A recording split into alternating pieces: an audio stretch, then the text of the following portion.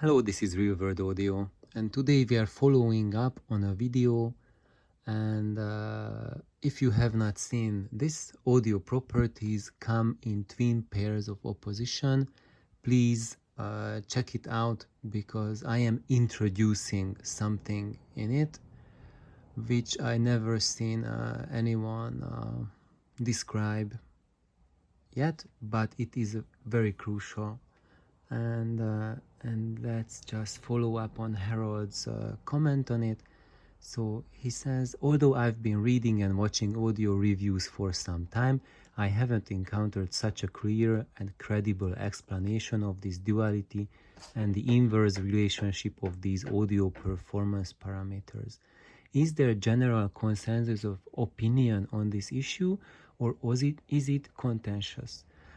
I would say, Harold, that I have not run into this. This hasn't been spelled out before, so I cannot say that there is a consensus on it or whether it's debatable. When I mention it to people, they say, indeed, that jives with their experiences. And but I would say that it's a good idea to just keep the eyes open and just see and hear how these pairs work, or whether you can experience or not. This is just I would say the synthesis of my experiences.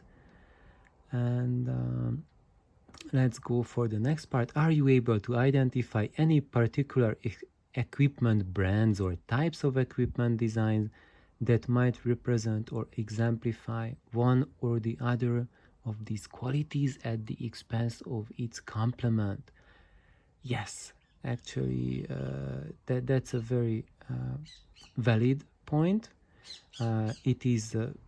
I have identified several designs, I would say, that where the qualities work against each other and how they do that. Are there any particular brands of audio equipment that excel at balancing these dual parameters?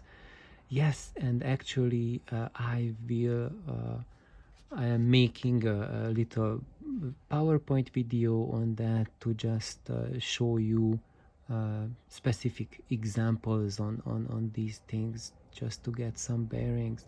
Is it possible to estimate price points at which this is achieved at to a reasonable degree?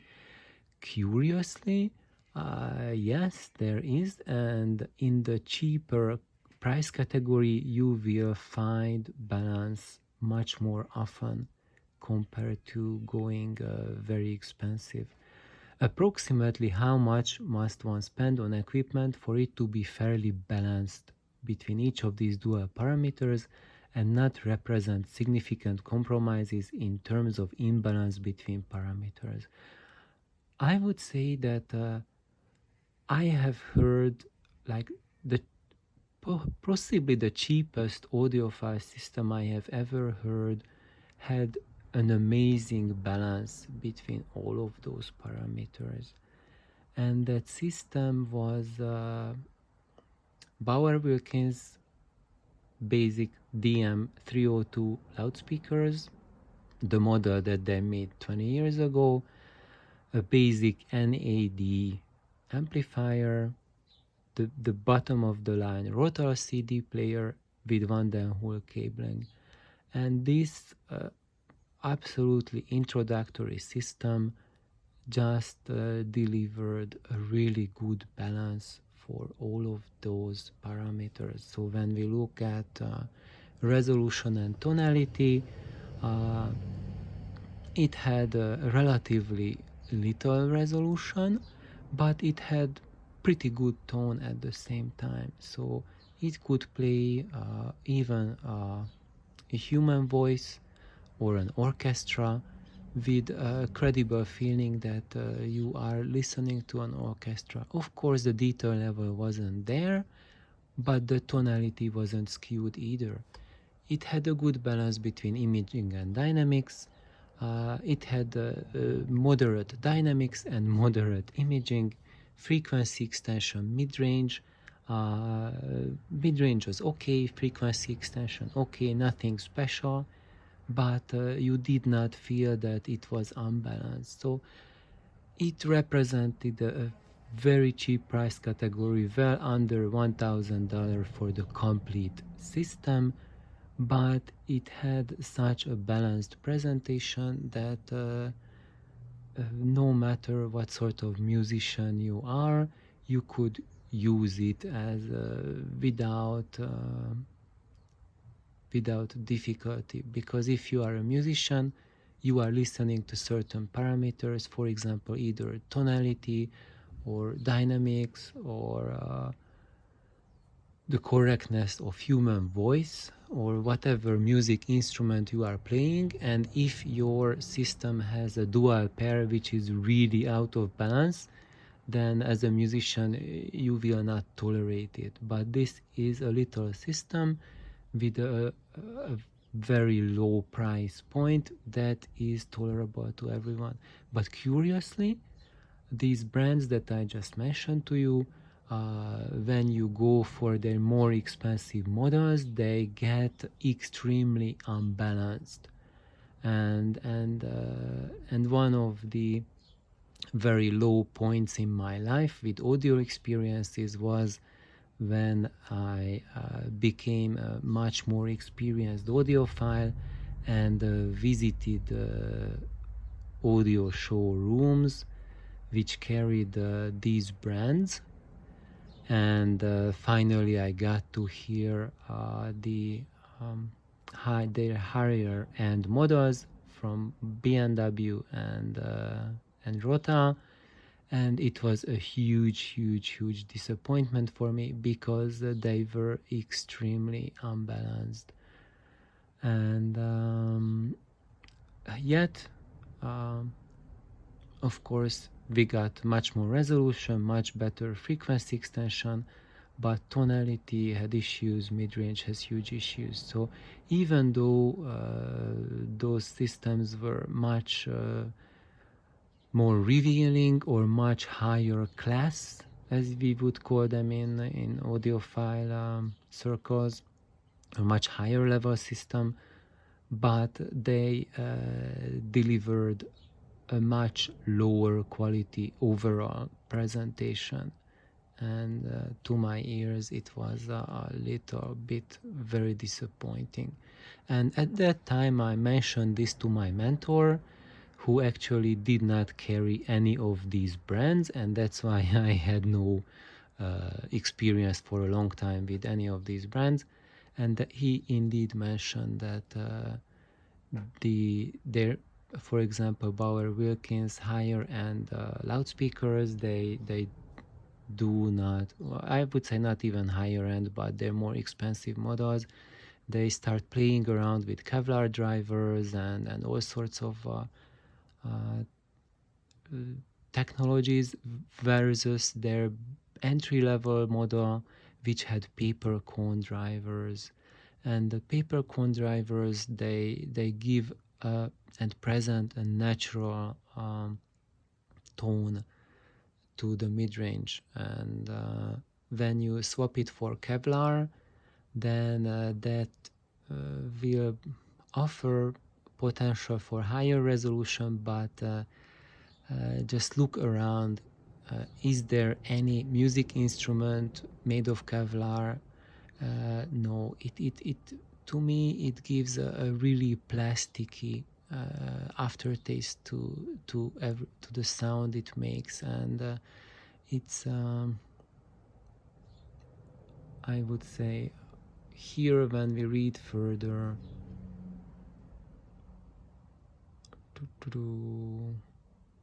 Anyway, I lost that train of thought, so let's just get back here.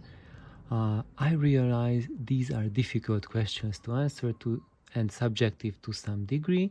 Yes, that's totally correct, because there's a lot of people who like this, or not just like, but absolutely love the sound of Kevlar drivers, and it is taste. I do not want to comment negatively on that. So if you love that kind of sound, then don't think twice about what I say with the paper cones and the naturalness of their sound. If you don't want it that way, then go for the Kevlar sound. Don't worry about that. There are almost no limits to what one may spend on audio equipment, and I suspect that much of even the most costly equipment still doesn't achieve equal balance between these parameters in their intentional appeal to those with skewed listening preferences. This is absolutely well worded, and you have described the situation perfectly well. And indeed, the appeal of a lot of equipment at the highest price range is really an intentional sculpting of the sound. So there are some brands, for example Wilson Audio, who go to extreme lengths to sculpt their sound, to create their own sound signature, and I would say that it has a huge appeal because we did a little test that we had about 20 people listening to their high-end model, the Max, and I would say out of 20, 15 said that that was the absolute best sound they ever heard in their life. So it does have a really significant appeal, but to those people who did not agree with that statement, several of them were even brought to profanities about commenting on their qualities, and that's because there is so much skewing in the, for example, in that specific case, the skewing was between resolution and tonality, and that is because that specific loudspeaker company, what it does is uses driver arrangements and crossover arrangements to that sacrifice tonality to provide much higher resolution than what is on the recording. And how can you do that? It's very simple. It's because our brain is a very different device from a computer, and if you change the tonal balance, then you can change what the brain focuses at. And what a lot of loudspeaker companies do, because the manipulation on of these parameters is most obvious with loudspeakers, that's why I mentioned that. So what loudspeaker manufacturer companies know and what they do is that they specifically know and use certain frequency bands, which narrow band to pop up, which narrow band to drop the EQ down a little bit, and which band to put out of phase, and then what it will result in, you can manipulate the sound to have, let's say, a wider sound stage or deeper sound stage, or have the mid bass pop out so you would feel that it sounds powerful. And there's a very easy trick how you can recognize these qualities, is that have with you 5 or 6 very different recordings, have some which, let's say, have a great bass, have some which have very poor bass, and if you play all of them and in that system everything sounds bass heavy, then that system is manipulating bass.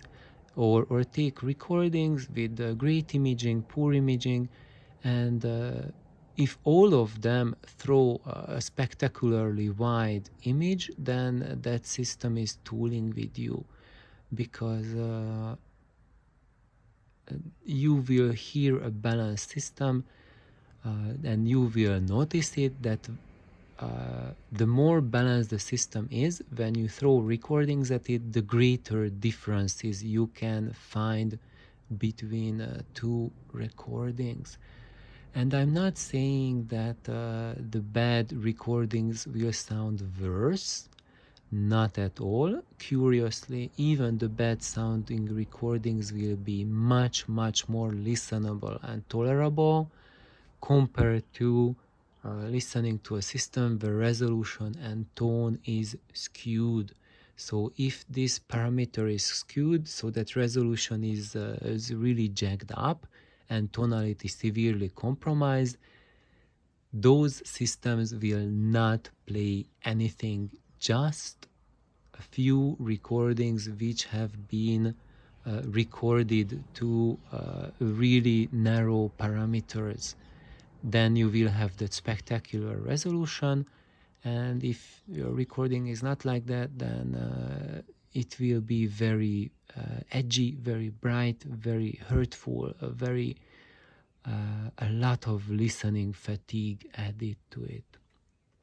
So thank you, Harold, for your comments, and I will do a follow-up video with specifically going through the system components. I will go through CD players and DACs, cabling, amplifiers and loudspeakers, and especially point out certain components at different price ranges, certain brands and trends that will give you either balanced or unbalanced. Thank you for tuning in. Please like and subscribe. Bye bye.